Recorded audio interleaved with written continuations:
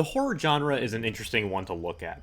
On one hand, it's home to some of the most unsettling images and amazing effects that the movie industry has seen, and it leads to creativity that none could even fathom. But on the other hand, it's low budget, overdone, and sometimes doesn't stand the test of time. And even within the horror genre, they divide into subgenres as well. Suspense horror like The Sixth Sense come to mind, where the characters and the audience work together to figure out a mystery while sprinkling in the creepy elements. But in the more direct side of horror, we have the slasher movies, where the biggest icons are known. Starting in 1960 with Hitchcock's Psycho, the idea of these movies follow a group of characters that slowly get picked off one after another by a seemingly untouchable assailant. With the success of Psycho, it led to many other slasher icons being made, with the most infamous one coming out almost 20 years later with Halloween, introducing the character of Michael Myers, paired with an unsettling mask and horrific theme song. And audiences latched onto it, not just the character, but the concept. Slasher as a genre became unique as the characters within the movies were not usually the ones to remember, except maybe the final survivor, but rather the killer themselves. Michael himself was not only interesting due to his unique look, but also due to his nature and his fascination with murder, what drove him to kill. It is scary, but also investing to see these twisted individuals stalk and slay their victims. This led to filmmakers utilizing this idea and come up with their own icons, almost like comic book characters. These creatures were popping up everywhere, and people loved them. But there's one that to this day is one of the most loved, but sadly, the most disrespected of all the icons.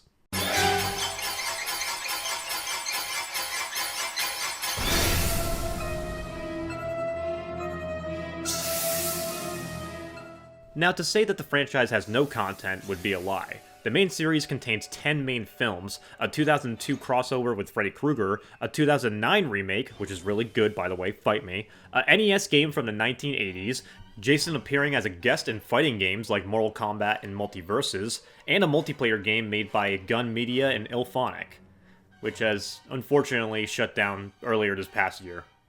Rest in peace. But looking back, how did this even come to be? Because when you look at the first movie, the hockey mask Revenant we all know today wasn't even the killer. It was his mother. Jason wouldn't hunt down camp counselors until the second movie, and even then, he didn't even have his hockey mask. That came in part 3. They truly played the long game with this series, playing it as a long-standing one and want to tell its entire story, starting with its origins. Now, that being said, the movies as a whole vary in quality.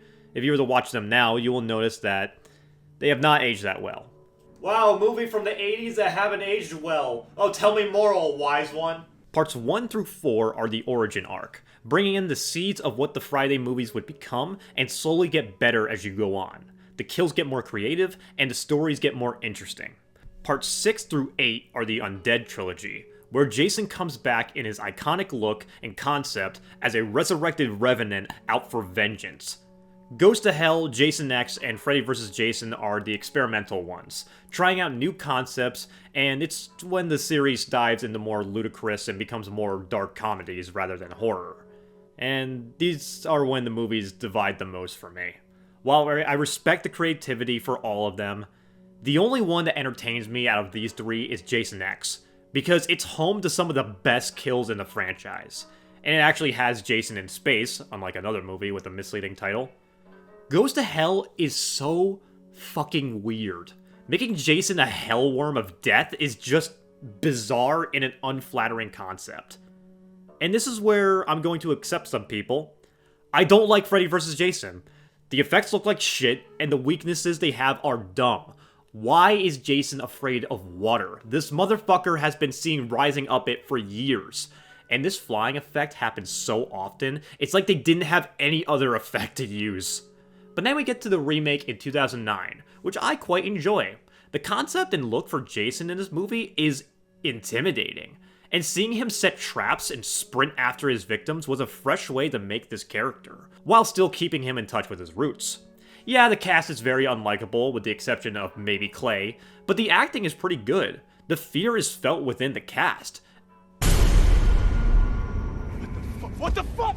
What's this? No! No! No! No! And they use a lot of practical effects for the kills that make them feel authentic. Then there's part 5. No one likes part 5. Anyway, here's my tier list of all the movies. If you disagree with me, then I don't know, make your own, I guess. But after the 2009 remake, things were quiet at the campgrounds for a while. There was a plan for a sequel to the reboot in 2010, but it unfortunately never got greenlit. But Jason wasn't done yet, and he wandered outside his usual campgrounds for some other surprises. The big one was his appearance in Mortal Kombat X as a DLC cameo character in 2015. Coming in as the second horror movie icon to step into the fighting ring after Freddy Krueger made his debut in Mortal Kombat 9. And then we got to the video game made by Gun Media and Ilphonic. Starting as a standalone game called Summer Camp, it then got the Friday the 13th license and became a fully fledged multiplayer game where one player would play as Jason and the other 7 would play as counselors, and they had to flee from him. And it was surprisingly in-depth and a ton of fun. Despite not getting backed by an official publisher, Gunn was committed to making this game into a love letter for the fans. All the Jasons had their own playstyles, strengths and weaknesses, and they all had a lot of love and depth put into how the killer could play. The counselors were made to replicate the counselors in the movies, and fans could easily recognize them. While the launch of the game was rough, especially on console, it must be commended how much work Gunn put into this despite it being a Kickstarter game. They even got a notable Jason actor, Kane Hodder, to do the mocap for the movement and the kills. We also got Tom Savini to make this new look of a Jason that escaped from hell. And this is metal as fuck, dude. This looks so cool. So there is a lot of content to check out for the franchise. While they may flip-flop in quality, there is quite a large and varied legacy that the series holds. Well, unfortunately, it was not built to last. As with all things, there are always people behind it that make it difficult. For those of you who don't know, the Friday franchise was in a heated copyright battle with the screenwriter and producer of the series, Victor Miller, and the company Horror Inc. over who had the rights to the franchise. And this was started in a big lawsuit that impacted dozens of projects. No new shows or movies were able to get worked on, and this also led to the game no longer getting future updates. And eventually, it got delisted. The lawsuit produced a huge issue for the series, and at the end of the day, the group that suffered the most from it was the fans. Because we had no new movies to watch, and now we no longer had a game to play with our favorite masked killer. You get nothing! Now, that being said, the lawsuit has ended with Miller winning and keeping ownership of the IP. So while all projects that have long been cancelled, hopefully this means that something can actually happen at some point. But then again, why hasn't anything come out? The newest thing to have come out for the franchise is Jason Voorhees appearing as a character in multiverses. And as cool as this is, I wish this was in a game that had somewhat of a lifespan left. The Smash clone phase was over before it even began, and while I was happy to see some acknowledgement for the big guy, it still upsets me that this is all we have gotten in 18 years since the last major movie came out. It seems like no one has any idea what to do with this series, and I can't understand why. Halloween has got its footing with the modern movies, and they are passable. There was talks of a prequel show taking place in Camp Crystal Lake. Linda Cardellini is in the talks to play Pamela Voorhees. But personally, I don't want a show for this series, especially one that's an origin story. Shows of this style are already oversaturated, and having another just to reintroduce the franchise would be incredibly tedious. Most fans are already familiar with the story of Jason and the gist of the Voorhees family. Look at the mountains of shows the MCU and Star Wars have. It has gotten overblown, and people don't care enough to watch them. Especially when they become more required to watch in order to understand what's happening in future movies. But for a horror icon that is meant to be simple enjoyment, a movie fits better. It's going to be a better experience, more respectful for the audience's time, and fit with the themality of the franchise. But that also assumes that the show or any future project can even get on its feet, because more often than not, these projects have not been able to get past the pre-production phase. Hell, the game was barely able to get made. But it's truly a shame to see. So, what should be done with this franchise going forward? Well, like I said, a new movie would be nice. It's going on 16 years since the last official title for this series, and a new film would be the best thing to reignite the fire in this franchise. Say what you will about the modern Halloween movies, but they have been successful in bringing people into the theater, which is something that has been harder to do as time goes on. The truth is, the masses of people don't appreciate the movie theater experience anymore. Fucking Zoomers. So when it comes to the publishers, the rat bastards that they are, they will want to do what is most profitable. So something on a streaming service is the most possible option. Personally, I wouldn't mind a movie that was both out in theaters and in streaming services. And I would pay good money to see my boy Jason on the big screen again. But when it comes to the movie itself, what should they do?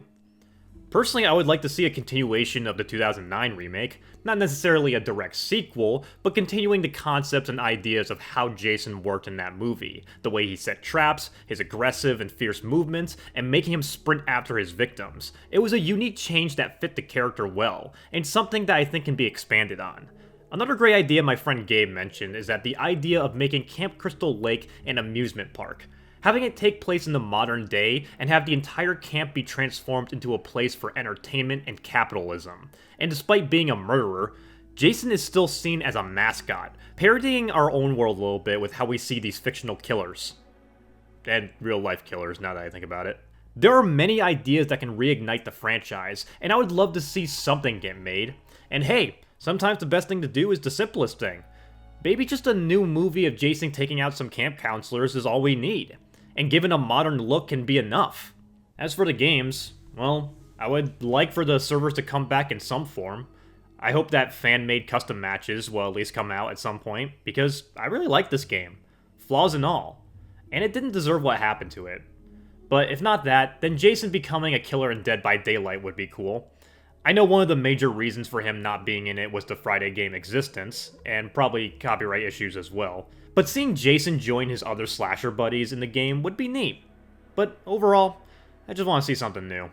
The drought has been setting in for this franchise, and it's sad to see that CEOs are just sitting on something that has so much potential. It's my IP to sit on and do nothing with. But I'm going to keep up hope for the future. And Jason isn't the only one going through it. Freddy has been getting the same treatment for a similar amount of time, and the slasher genre has been getting a new heap of characters that are trying to make the name for themselves, but they just don't have the same energy that these icons have. So let's sharpen our machete and welcome our boy back to the spotlight.